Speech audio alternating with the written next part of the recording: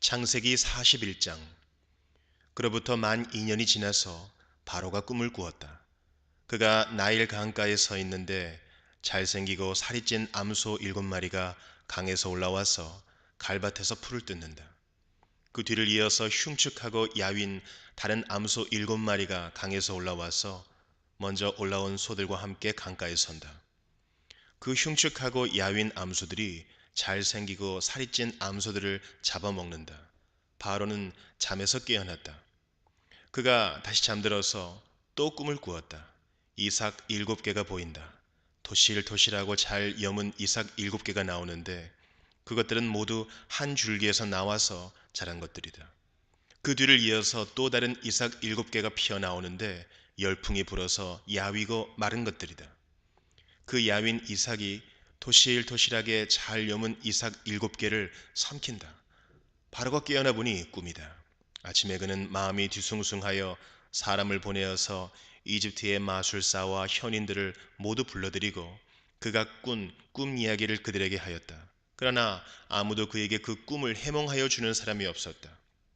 그때에 술잔을 올리는 시종장이 바로에게 말하였다. 제가 꼭 했어야 할 일을 못한 것이 오늘에야 생각납니다. 임금님께서 종들에게 노하셔서 저와 빵을 구워 올리는 시종장을 경호대장 집 감옥에 가두신 일이 있습니다. 저희들이 같은 날 밤에 각각 꿈을 꾸었는데 두 꿈의 내용이 너무나 달랐습니다. 그때 그곳에 경호대장의 종인 히브리 소년이 저희와 함께 있었습니다. 저희가 꾼 꿈 이야기를 그에게 해 주었더니 그가 그 꿈을 풀었습니다. 저희 두 사람에게 제각기 그 꿈을 해몽하여 주었던 것입니다. 그리고 그가 해몽한 대로 꼭 그대로 되어서 저는 복직되고 그 사람은 처형되었습니다. 이 말을 듣고서 바로가 사람을 보내어 요셉을 불러오게 하였고 사람들은 곧바로 그를 구덩이에서 끌어냈다. 요셉이 수염을 깎고 옷을 갈아입고 바로 앞으로 나아가니 바로가 요셉에게 말하였다. 내가 꿈을 하나 꾸었는데 그것을 해몽할 수 있는 사람이 없다. 나는 내가 꿈 이야기를 들으면 잘 푼다고 들었다. 그래서 너를 불렀다. 요셉이 바로에게 대답하였다. 저에게는 그런 능력이 없습니다. 임금님께서 기뻐하실 대답은 하나님이 해주실 것입니다. 바로가 요셉에게 말하였다. 꿈에 내가 나일 강가에 서 있는데 살이 찌고 잘생긴 암소 7마리가 강에서 올라와서 갈밭에서 풀을 뜯었다. 그것들의 뒤를 이어서 약하고 아주 흉측하고 야윈 다른 암소 7마리가 올라오는데 이집트 온 땅에서 내가 일찍이 본 일이 없는 흉측하기 짝이 없는 그런 암소들이었다. 그 야위고 흉측한 암소들은 먼저 올라온 기름진 암소 7마리를 잡아먹었다. 흉측한 암소들은 살이 찐 암소들을 잡아먹었는데도 여전히 굶은 암소처럼 흉측하였다. 그리고는 내가 깨어났다. 내가 또다시 꿈에 보니 한 줄기에서 자란 이삭 7개가 있는데 잘 여물고 실한 것들이었다. 그것들의 뒤를 이어서 다른 이삭 7개가 피어나오는데 열풍이 불어서 시들고 야위고 마른 것들이었다. 그 야윈 이삭이 잘 여문 7이삭을 삼켜버렸다.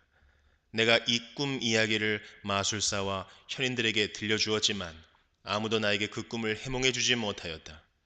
요셉이 바로에게 말하였다. 임금님께서 2번 꾸신 꿈의 내용은 다 같은 것입니다. 임금님께서 장차 하셔야 할 일을 하나님이 보여주신 것입니다. 그 좋은 암소 7마리는 7회를 말하고 잘 여문 이삭 7개도 7회를 말하는 것입니다. 두 꿈이 다 같은 내용입니다. 뒤따라 나온 야위고 흉측한 암소 7마리나 열풍에 말라버린 쓸모없는 이삭 7개도 역시 7회를 말합니다. 이것들은 흉년 7회를 말하는 것입니다. 이제 제가 임금님께 말씀드린 바와 같이 임금님께서 앞으로 하셔야 할 일을 하나님이 보여주신 것입니다. 앞으로 올 7해 동안에는 온 이집트 땅에 큰 풍년이 될 것입니다. 그런데 곧이어서 7해 동안 흉년이 될 것입니다. 그렇게 되면 이집트 땅에 언제 풍년이 있었더냐는 듯이 지나간 일을 다 잊어버리게 될 것입니다. 그리고 기근이 이 땅을 황폐하게 할 것입니다.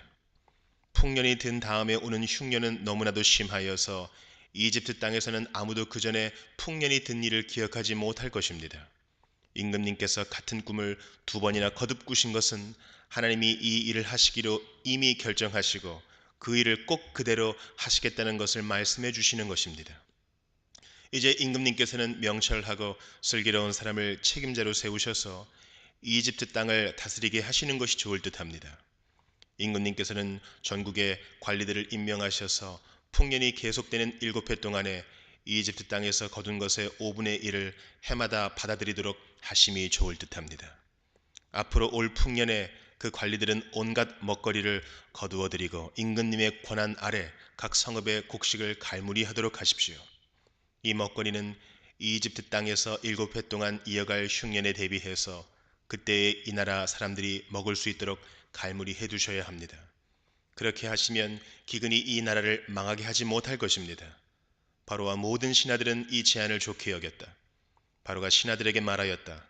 하나님의 영이 함께하는 사람을 이 사람 말고 어디에서 또 찾을 수 있겠느냐? 바로가 요셉에게 말하였다. 하나님이 너에게 이 모든 것을 알리셨는데 너처럼 명철하고 슬기로운 사람이 어디에 또 있겠느냐? 내가 나의 집을 다스리는 책임자가 되어라. 나의 모든 백성은 너의 명령을 따를 것이다. 내가 너보다 높다는 것은 내가 이 자리에 앉아 있다는 것뿐이다. 바로가 또 요셉에게 말하였다. 내가 너를 온 이집트 땅의 총리로 세운다. 그렇게 말하면서 바로는 손가락에 끼고 있는 옥새 반지를 빼서 요셉의 손가락에 끼우고 고운 모시옷을 입히고 금목걸이를 목에다 걸어 주었다. 그런 다음에 또 자기의 병거에 버금가는 병거에 요셉을 태우니 사람들이 물러나거라 하고 외쳤다. 이렇게 해서 바로는 요셉을 온 이집트 땅의 총리로 세웠다. 바로가 요셉에게 말하였다. 나는 바로다. 이집트 온 땅에서 총리의 허락이 없이는 어느 누구도 손 하나 발 하나도 움직이지 못한다. 바로는 요셉에게 사브낫 바네아라는 이름을 지어주고 온의 제사장 보디베라의 딸 아스낫과 결혼을 시켰다. 요셉이 이집트 땅을 순찰하러 나섰다. 요셉이 이집트 왕 바로를 섬기기 시작할 때에 그의 나이는 30살이었다. 요셉은 바로 앞에서 물러나와서 이집트 온 땅을 두루 다니면서 살폈다. 풍년을 이룬 7해 동안에 땅에서 생산된 것은 대단히 많았다. 요셉은 이집트 땅에서 7해 동안 이어간 풍년으로 생산된 모든 먹거리를 거두어들여 여러 성읍에 저장해 두었다. 각 성읍 근처 밭에서 나는 곡식은 각각 그 성읍에 쌓아두었다. 요셉이 저장한 곡식의 양은 엄청나게 많아서 마치 바다의 모래와 같았다. 그 양이 셀 수 없을 만큼 많아져서 기록을 중단할 수밖에 없었다. 요셉과 온의 제사장 보디베라의 딸 아스낫 사이에서 두 아들이 태어난 것은 흉년이 들기 전이었다.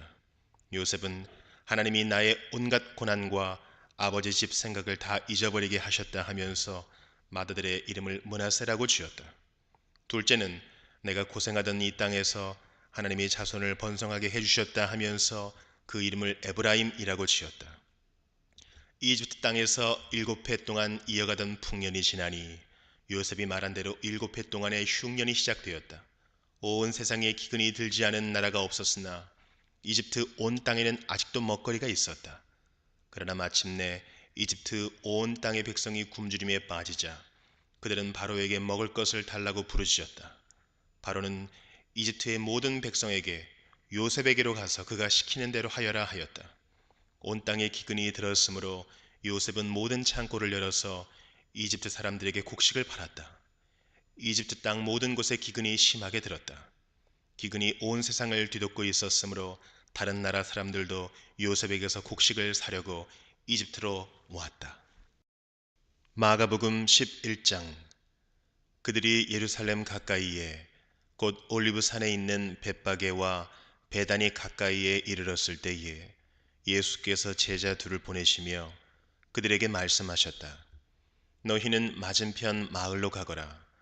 거기에 들어가서 보면 아직 아무도 탄 적이 없는 새끼 낙이 한 마리가 매여 있을 것이다. 그것을 풀어서 끌고 오너라. 어느 누가 왜 이러는 거요? 하고 물으면 주님께서 쓰시려고 하십니다. 쓰시고 나면 지체 없이 이리로 돌려보내실 것입니다. 하고 말하여라. 그들은 가서 새끼 나귀가 바깥 길 쪽으로 나 있는 문에 매여 있는 것을 보고 그것을 풀었다. 거기에 서 있는 사람들 가운데 몇 사람이 그들에게 물었다. 새끼 나귀를 풀다니 무슨 짓이요? 제자들은 예수께서 일러주신 대로 그들에게 말하였다. 그러자 그들은 가만히 있었다. 제자들이 그 새끼 나귀를 예수께로 끌고 와서 자기들의 겉옷을 그 등에 걸쳐 놓으니 예수께서 그 위에 올라타셨다. 많은 사람이 자기들의 겉옷을 길에다 폈으며 다른 사람들은 들에서 잎 많은 생나무 가지들을 꺾어다가 길에다 깔았다. 그리고 앞에 서서 가는 사람들과 뒤따르는 사람들이 외쳤다. 호산나, 복되시다. 주님의 이름으로 오시는 분. 복되다. 다가오는 우리 조상 다윗의 나라요. 더없이 높은 곳에서 호산나. 예수께서 예루살렘에 이르러 성전에 들어가셨다. 그는 거기서 모든 것을 둘러보신 뒤에 날이 이미 저물었으므로 12제자와 함께 베다니로 나가셨다. 이튿날 그들이 베다니를 떠나갈 때에 예수께서는 시장하셨다. 멀리서 잎이 무성한 무화과 나무를 보시고 혹시 그 나무에 열매가 있을까 하여 가까이 가서 보셨는데 잎사귀 밖에는 아무것도 없었다. 무화과의 철이 아니었기 때문이다. 예수께서 그 나무에게 말씀하셨다. 이제부터 영원히 내게서 열매를 따먹을 사람이 없을 것이다. 제자들이 예수께서 말씀하시는 것을 들었다. 그리고 그들은 예루살렘에 들어갔다. 예수께서 성전에 들어가셔서 성전뜰에서 팔고 사고 하는 사람들을 내쫓으시면서 돈을 바꾸어 주는 사람들의 상과 비둘기를 파는 사람들의 의자를 둘러 엎으시고 성전뜰을 가로질러 물건을 나르는 것을 금하셨다. 예수께서는 가르치시면서 그들에게 말씀하셨다. 기록한 바 네 집은 만민이 기도하는 집이라고 불릴 것이다 하지 않았느냐. 그런데 너희는 그곳을 강도들의 소굴로 만들어 버렸다.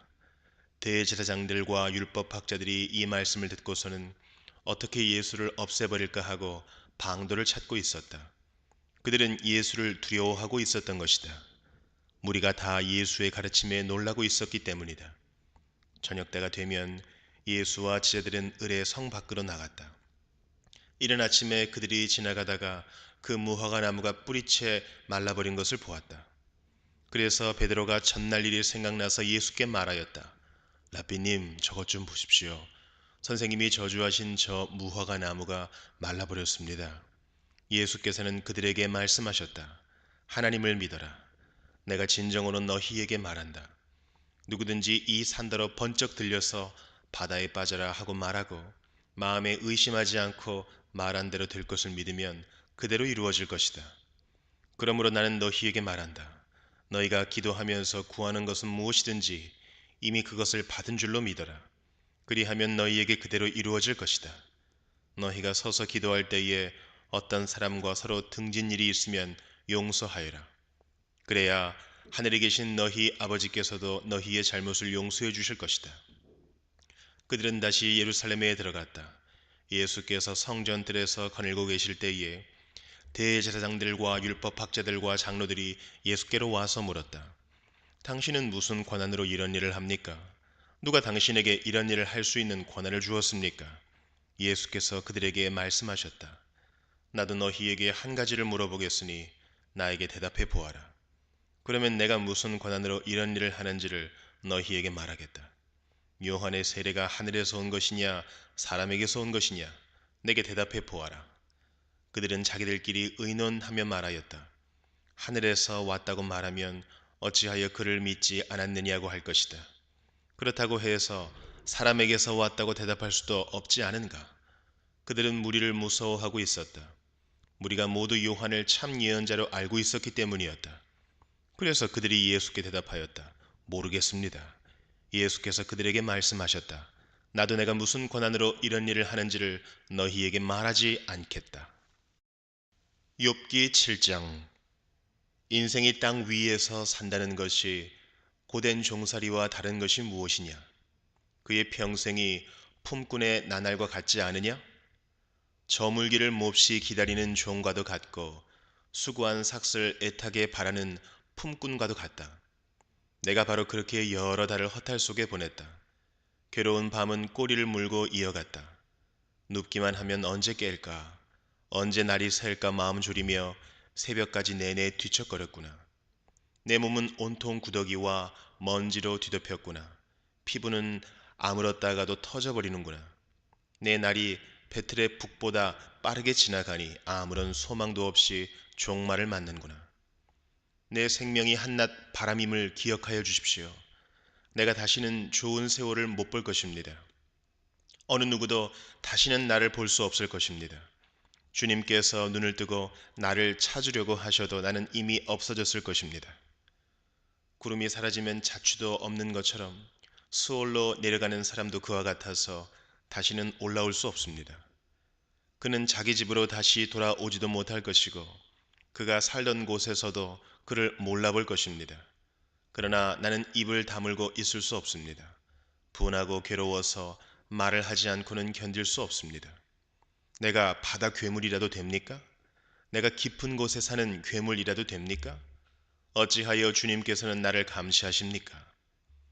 잠자리에라도 들면 편해지겠지, 깊이 잠이라도 들면 고통이 덜하겠지 하고 생각합니다만 주님께서는 악몽으로 나를 놀라게 하시고 무서운 환상으로 저를 떨게 하십니다. 차라리 숨이라도 막혀버리면 좋겠습니다. 뼈만 앙상하게 살아있기보다는 차라리 죽는 것이 낫겠습니다. 나는 이제 사는 것이 지겹습니다. 영원히 살 것도 아닌데 제발 나를 혼자 있게 내버려 두십시오. 내 나날이 허무할 따름입니다. 사람이 무엇이라고 주님께서 그를 대단하게 여기십니까? 어찌하여 사람에게 마음을 두십니까? 어찌하여 아침마다 그를 찾아오셔서 순간순간 그를 시험하십니까? 언제까지 내게서 눈을 떼지 않으시렵니까? 침 꼴깍 삼키는 동안만이라도 나를 좀 내버려 두실 수 없습니까? 사람을 살피시는 주님, 내가 죄를 지었다고 하여 주님께서 무슨 해라도 입으십니까? 어찌하여 나를 주님의 관역으로 삼으십니까? 어찌하여 나를 주님의 짐으로 생각하십니까? 어찌하여 주님께서는 내 허물을 용서하지 않으시고 내 죄악을 용서해 주지 않으십니까? 이제 내가 숨져 흙 속에 누우면 주님께서 아무리 저를 찾으신다 해도 나는 이미 없는 몸이 아닙니까? 로마서 11장. 그러면 내가 묻습니다. 하나님께서 자기 백성을 버리신 것은 아닙니까? 그럴 수 없습니다. 나도 이스라엘 사람이요 아브라함의 후손이요 베냐민 지파에 속한 사람입니다. 하나님께서는 미리 아신 자기 백성을 버리지 않으셨습니다. 여러분은 성경이 엘리야를 두고 하신 말씀을 알지 못합니까? 그가 이스라엘을 고발하여 하나님께 이렇게 호소하였습니다. 주님, 그들은 주님의 예언자들을 죽이고 주님의 제단들을 헐어버렸습니다. 남은 것은 나 혼자밖에 없는데 그들은 내 목숨마저 찾고 있습니다. 그런데 하나님께서는 그에게 어떻게 대답하셨습니까? 내가 바알에게 무릎을 꿇지 않은 사람 7,000명을 내 앞에 남겨두었다 하셨습니다. 이와 같이 지금 이 시기에도 은혜로 택하심을 입은 사람들이 남아 있습니다. 은혜로 된 것이면 행위에 근거한 것이 아닙니다. 그렇지 않으면 그 은혜는 이미 은혜가 아닙니다. 그러면 무슨 결과가 생겼습니까? 이스라엘 백성은 찾던 것을 얻지 못하였지만 택하심을 받은 사람들은 그것을 얻었습니다. 그리고 그 나머지 사람들은 완고해졌습니다. 성경에 이렇게 기록한 바와 같습니다. 하나님께서 그들에게는 혼미한 영을 주셨으니 오늘까지 그들은 눈이 있어도 보지 못하고 귀가 있어도 듣지 못한다. 다윗도 다음과 같이 말하였습니다. 그들의 밥상이 그들에게 올무가 되고 덫이 되게 하여 주십시오. 그들이 걸려 넘어지고 보복을 받게 하여 주십시오. 그들의 눈이 어두워져서 보지 못하게 되도록 하여 주십시오. 그들의 등이 언제나 굽어있게 하여 주십시오. 그러면 내가 묻습니다. 이스라엘이 걸려 넘어져서 완전히 쓰러져 망하게끔 되었습니까? 그럴 수 없습니다. 그들의 허물 때문에 구원이 이방 사람에게 이르렀는데 이것은 이스라엘에게 질투하는 마음이 일어나게 하려는 것입니다. 이스라엘의 허물이 세상의 부요함이 되고 이스라엘의 실패가 이방 사람의 부요함이 되었다면 이스라엘 전체가 바로 설 때에는 그 복이 얼마나 더 엄청나겠습니까? 이제 나는 이방 사람인 여러분에게 말합니다. 내가 이방 사람에게 보내심을 받은 사도이니만큼 나는 내 직분을 영광스럽게 생각합니다. 나는 아무쪼록 내 동족에게 질투심을 일으켜서 그 가운데서 몇 사람만이라도 구원하고 싶습니다. 하나님께서 그들을 버리심이 세상과의 화해를 이루는 것이라면 그들을 받아들이심은 죽은 사람들 가운데에서 살아나는 삶을 주심이 아니고 무엇이겠습니까? 만물로 바치는 빵 반죽 덩이가 거룩하면 남은 온 덩이도 그러하고 뿌리가 거룩하면 가지도 그러합니다.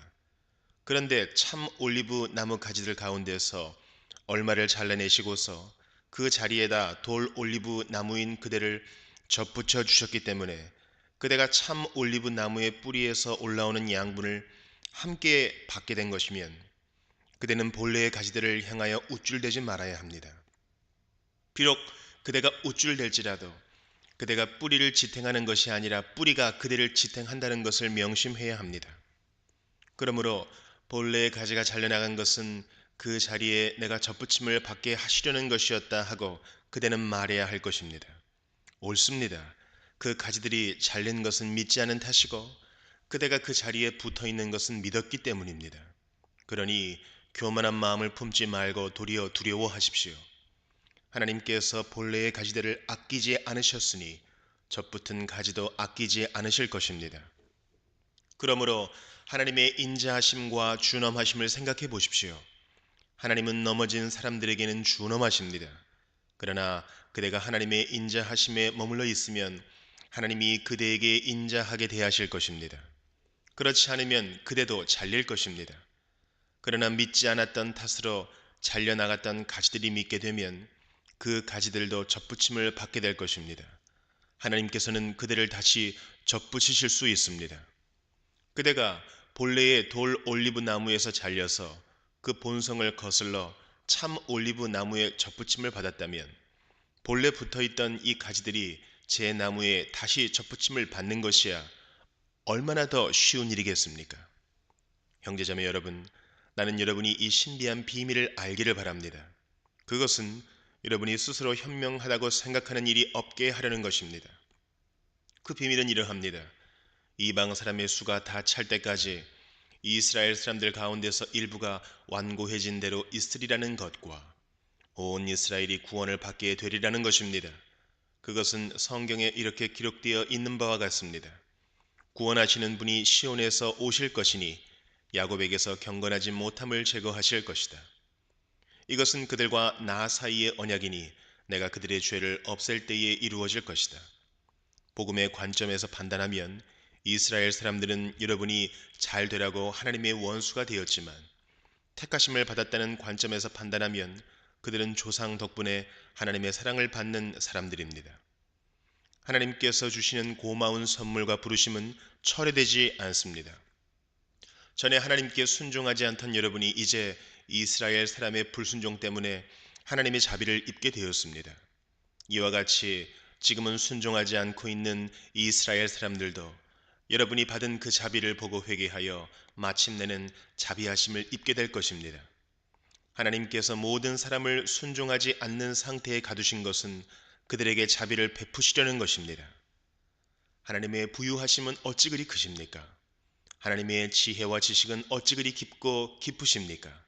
그 어느 누가 하나님의 판단을 헤아려 알 수 있으며 그 어느 누가 하나님의 길을 더듬어 찾아낼 수 있겠습니까?